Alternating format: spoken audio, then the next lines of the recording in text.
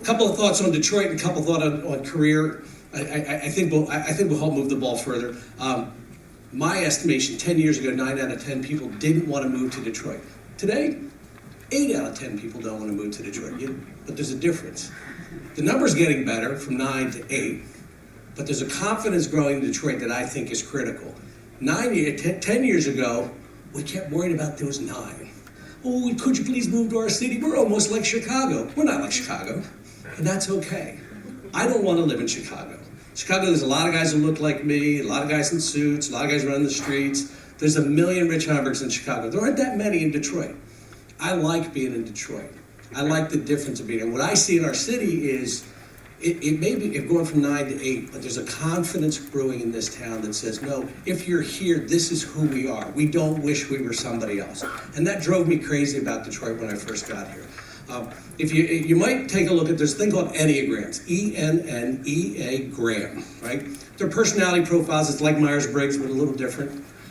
There's all these different profiles of people. So there's peacemakers. There's achievers. There's an Enneagram, which is my type, which is called the Challenger.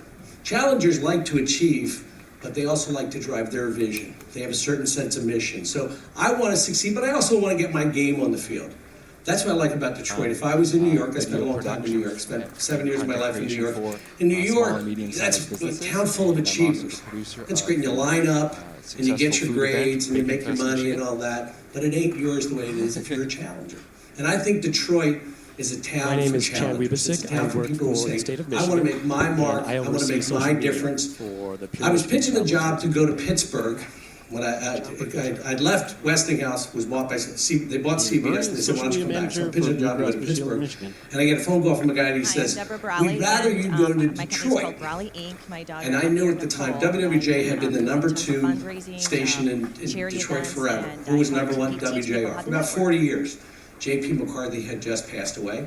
I knew that Detroit had lots of news, lots of sports, lots of issues. It was a big city, it was a big advertising city, and I knew that WWJ was #2, the challenger like that, and that JP had just passed away, sad, but the game had changed, and I knew we could be #1.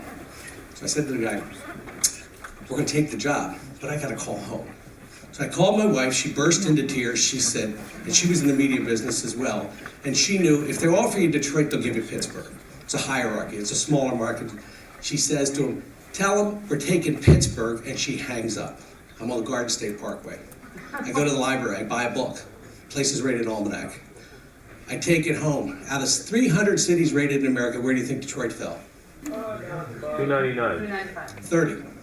If you measure Detroit by parkland, golf courses, universities, sports teams, hotel rooms, stadiums, concerts, measure Detroit by lots of important measures of lifestyle, we have a very tough downtown. We have a tough inner city, excuse me. We have a tough city situation. We have a phenomenal place to live in a lot of places. Ann Arbor was voted the best place to raise kids. Oakland County, Detroit has its challenges. Oakland County is a pretty good place to live at a pretty affordable price. It's really, for an awful lot of reasons, this is a really great place to live. So I convinced Tracy to move here, and I like the idea of walking into town and saying, we're #2, and we're not going to be #2 forever.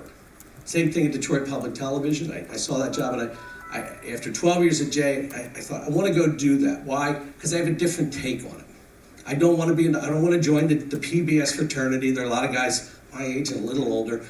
You know, they all kind of want to get their merit badge and pledge or something. And we do a really good job, but I'm a challenger, and I think if you're going to survive and succeed in Detroit, that's a good place to come from. Detroit's future, I think, you might want to look at the Brookings Institute. Bruce Katz writes about cities, and he talks about the importance of cities going forward. And he says 2 things, which I think are very inspiring. He says cities have big problems, big challenges, but they're solvable. And you might say Detroit has even more than the average city. Detroit's got its challenges, but they're solvable.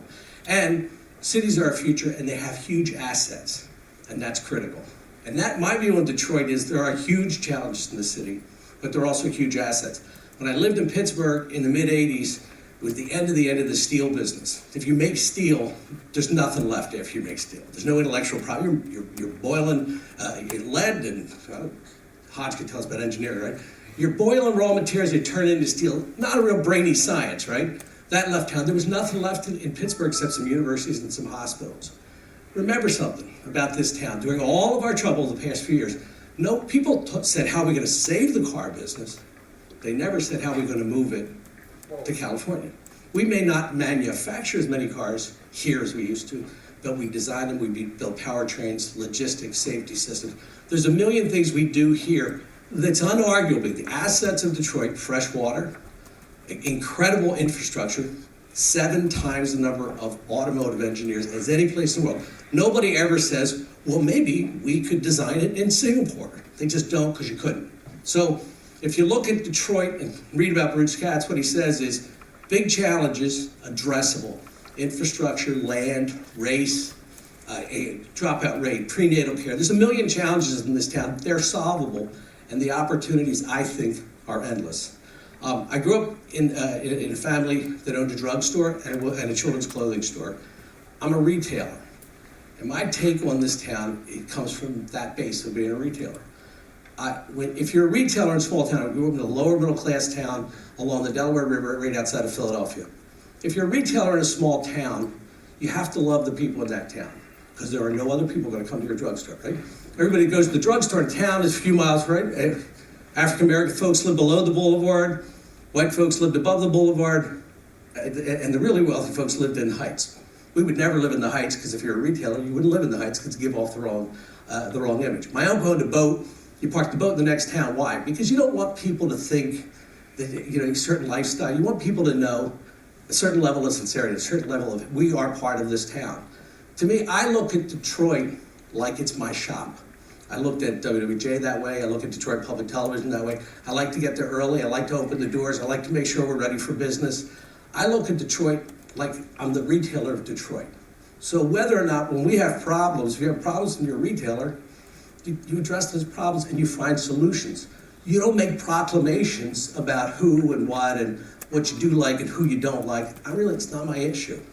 The mayor's in jail this weekend. Actually, I thought he was one great character, a really interesting person. I'm sorry that Mayor Kwame Kilpatrick's in jail this weekend, but it doesn't stop my thinking that the town's going to be a success. And really, I don't find much humor in it, and I'm not grinding any axe for it, because I feel like, and I hope you would feel this way, I feel like I own the store. And so if you had a store and you had a bad product, you had a bad problem, you had a bad employee, you'd say, how do we solve the problem? Not grand proclamations about who and what and my view of things. I just want to get further down the road. So it's a pretty simple world for me, and that's worked pretty well. That's my take on Detroit. That's my take on public television. My take on getting to WWJ. I think it really is about loving your customer. The day I walked into Detroit Public Television, I was the commercial guy going to a public television station. I walked in, I said, there's things that you need to know about me. One, I wanted the job. I can't stand people that move into a new job or move into a new city and explain that I'm here till I get the better job in Chicago. Or they were honored that I would accept this. I said, I wanted the job. I love the product. I'm very unlikely to change our mission in the short run or our logo or all that. I want to learn from you. There will be changes, but they'll be gradual. And together we'll find a future. I said that in both places. At Jay, my sense was WWJ always saw itself as number 2. They had a great product, and they kind of were like, well, we're a lot like WJ, we're just news here. I said, we don't even breathe the same oxygen as those guys. They're not bad guys. They're a talk station, we're a news station.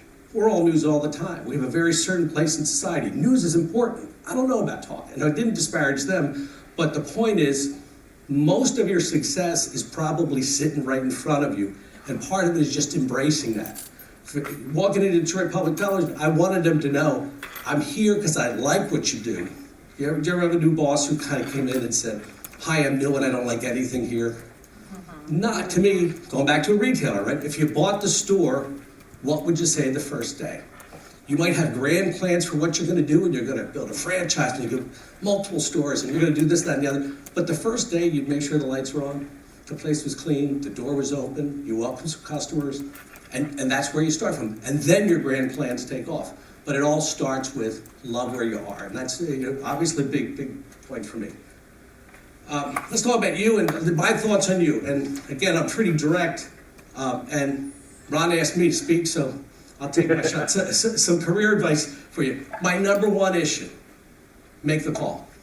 I can give you 1,000 stories. I met Hodge, right? I pick up the phone, call people. Saw Hodge on Flashpoint one day. African-American guy, went to school in the UP. He's an engineer and a brand guy. I want to meet him. So I picked up the phone, I called Hodge. I don't know if we'll ever do business together. We've had several meetings, and we're going to find something. He's going to send me something. I'm going to further it. Somebody will like that. Something good will happen. And there'll be something that he gets that he can't handle. He'll call me, and I'll get a chance. There'll be something I need, like today's presentation. Ron calls you and says, here's an opportunity. Something good will happen for both of us today. One of you will open a door for us. So I'm big on make the call. I called a guy in Philly who had $8 billion. And rumor was he wanted to fix journalism, public broadcasting. Didn't know me from Adam. I knew Philly, but I didn't know him. I called him. I said, I've got a thought about the future of PBS. Can I come see you? Went to see him. Instantly, he says, I have a consultant that I want you to work with. We started to work with that consultant. Free consulting for a call. A few months later, a guy in Boston writes a famous article about a thing called collective impact. Very important in nonprofit world. I read the article. I called the guy who wrote the article, and I said, I think we have something to add. I think there's a place for public television in your thinking. This is a big think tank organization. Called the guy that we would all think wouldn't answer the phone. Called him, I said, I want to come to Boston. Go to Boston, talk to the guy. The guy says, well, I really like what you're talking about. I need 150 grand. Called the original guy in Philly. They said, thank God, perfect. Wrote us a check for 150 grand. And today we have a big, thick study that we're using on the future of local public television. Came from 2 phone calls. Always make the call. Ask for help. Ron asked me, could you help me out and do a presentation today? You know what he's paying me? You know what he's paying me. Right? But he made the call. And so an energy comes out. I know that what will I get to? I'll meet a couple of people, renew a couple of friendships. I'll learn something about what I need to do, where I need to be. If you make the call, then you got to show up and you got a presentation to do. That's going to focus your thinking. So I'm big on most of the solutions in your life are outside of your building. They're someplace else. Make the call. And one of the secrets, when you read something really important, and everybody around you saying, that's really important, just like those pretty girls on a Saturday night, nobody ever calls the writer. Call the writer, say it was brilliant, and they'll be thrilled to sit down, and they will give you their notes. And I've called people who used to do my job. 80-year-old guy, Jack Caldwell, did my job in the late 70s. Called him, he arrives with all this stuff. I've been holding on to this for years. Gave me a whole background on this issue. Always make the call. Inside or outside? Do you want to start your own business? Or do you want to be an entrepreneur, or whatever the phraseology is? I found for me, I don't, like what Hodge does, he starts with flat ground and builds a business from there. That's not for me. I like taking a good operation and taking it up a level. It's a different mindset. I'll probably be less rich than Hodge. Maybe I have different goals. But I like running the biggest theater in town, particularly if it was good at one point and we can take it to great. But I think you do have to decide the real entrepreneur's life is lonely, hard, scary, dangerous. There's lots about that. However, you can get rich. You can own all your intellectual property. So do you want to be an insider or an outsider? Do you want to build a career with one company? Do you want to build a career in one sector? Up to you, but it's an important issue. Routine systems and flywheels. I'm not overly nuts about, if anybody here know Dave Allen getting things done. I'm not overly nuts about time management, but I think you need routines. For me, I decided a long time ago when our son arrived, I used to work late, I decided to work early. I get up at 5 o'clock in the morning, I go to a coffee shop, and I'm sitting there. My life revolves around this. And I'm sitting there making my notes, making my plan. That part of my routine. I know a lot about time management skills. Somebody is going to give me time when you're going to want me to, you're going to time me out on this, right? When, I don't want to Yes. So routine's critical. I like Dave Allen's getting things done, but there's a million systems for how to organize yourself, get one, and live by it. Routine's critical. Having a daily routine, knowing where you get, it's grounding. I read the paper every morning, I do my notes every morning, and I'm ready for the day, and I can meet anybody in Detroit at 7:30 for breakfast. So that, to me, that the beginning of the day for me is a very solid routine, highly recommended routine. Flywheels. It's got to get easier and easier when you talk about elevator speech or how you brand yourself. It needs to get easier and easier for you to tell your story or create your business. I can give you about 10 different paradigms at Detroit Public Television. But when we walk into an organization, in about 5 minutes, we can ground them in exactly what we do. We're interested in 5 categories: kids, culture, leadership, energy, environment, and health. We're interested in 5 issues: what's important around kids, culture, leadership, energy, environment, and health. What's important? What do we do uniquely? What's our unique capabilities? How do we collaborate with you? What's our long-term goal? And how do we go? G-O, what's transactional? What do we do? And talking to almost anybody in any of those categories: children, culture, public affairs, energy, environment, and health. And most of our staff can do it that fast. You walk in and you establish an instant authority. You establish an instant reason to be there. You say, here's what we do, here's what we don't do. How are you guys different from Channel 7? It's easy.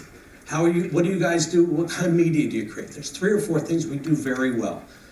Flywheels are important. Know yourself, know your capabilities well enough that you can put them on the table quickly.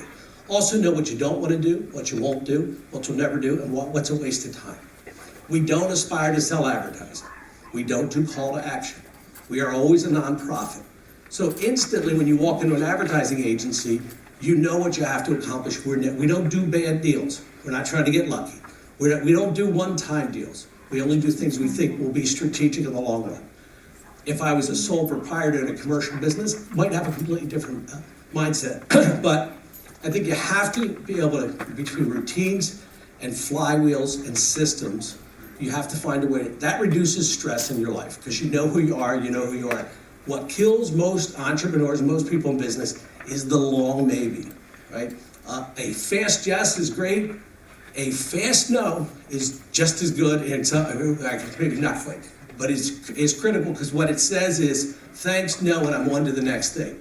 It's the 10 meetings, thinking about it some more, do we have a plan? You kill yourself. You're wasting your precious commodity time. Trouble and luck. Never let trouble sit. Trouble doesn't get better on its own.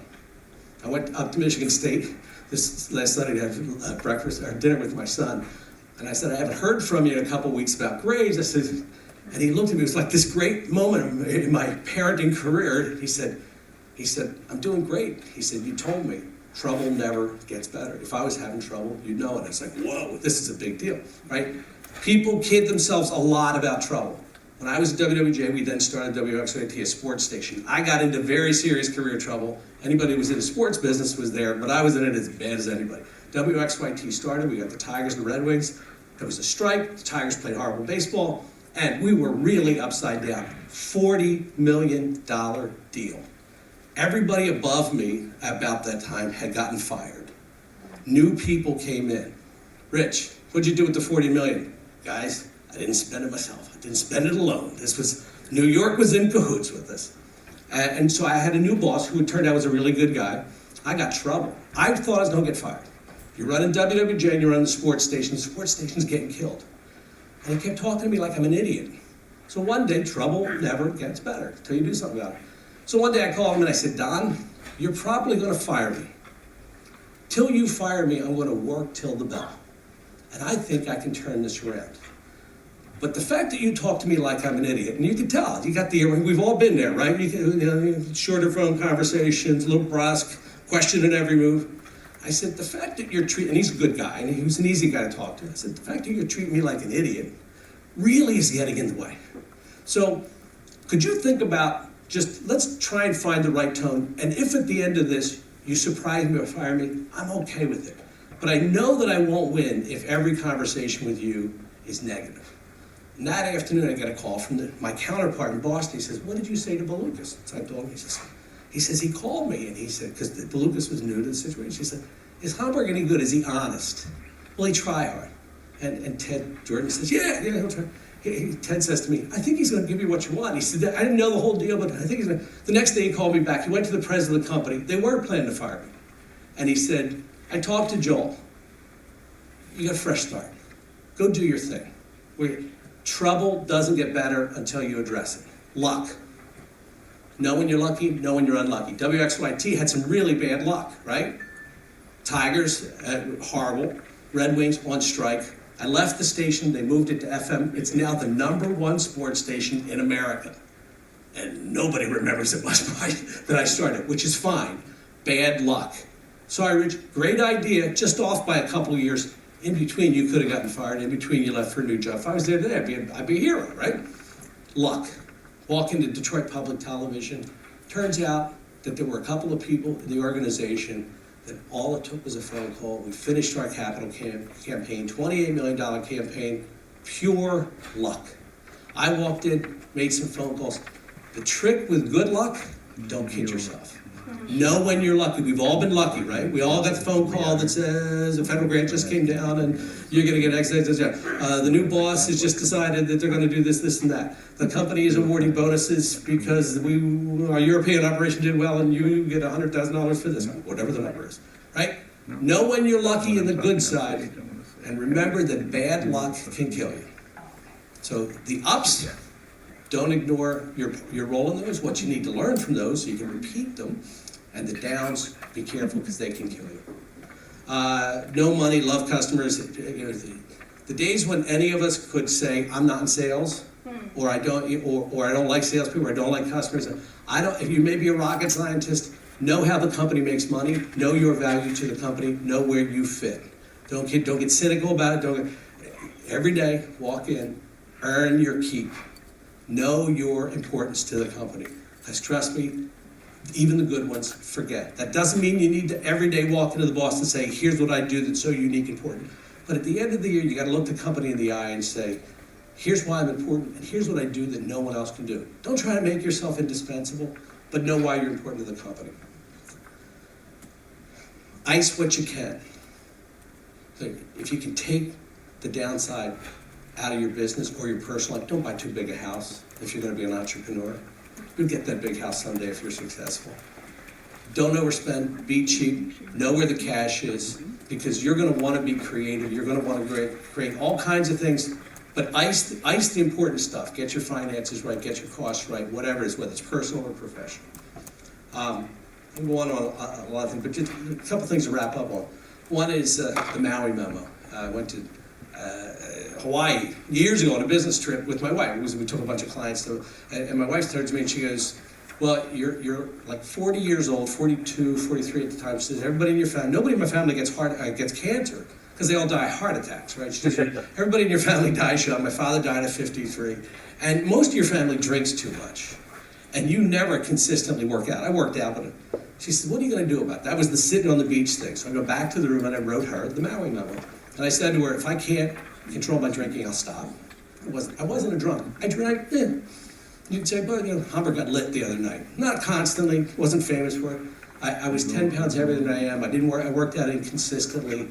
And I wrote her the Maui memo and started this thing. I work out 200 times a year. I don't work out 4 times a week. I work out 200 times a year. Lots of people tell you they work out 3 or 4 times a week, which really means 2, and they don't make up. I work out 200 times a year. I average about 10 drinks a week, and I count them. Now, if you have my family history, that's a good thing to do. My dad got it, right? I started to measure things, but I also, if you're healthy, if you develop healthy habits, at the end of the day, I know unless something gets in the way of wanting to work out, that results in 200 workouts a year. So take care of yourself personally. Be grateful. Last thing, most important. When I turned 50, my wife says, well, do you want to go to Pebble Beach? I played a little bit of golf, not very well. She says, you want to go to Pebble Beach? I said, no, I want to hire a coach. I want to hire one of those personal coaches, right? I thought, this would really be fun.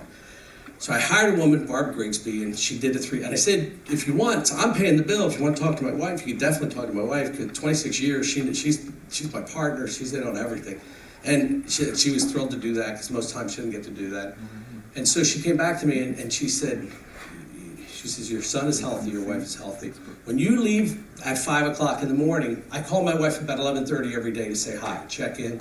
She says, from 5 in the morning till 11:30 in the morning, you're a free man, you do whatever you want. You don't have a wife that's home drinking, you don't have a sick mother. My mother's aging, she's in New Orleans.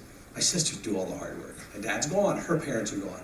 I have very few strings attached. You probably have more challenges in your life than I do. But what it said to me, she said, do you understand how many people in your organization may be dealing with a tough spouse or a kid with problems. I'm grateful for what I have. And I think God has blessed me. Lots of unbelievable opportunities. I'll bet there's a lot of things in your life to be grateful for.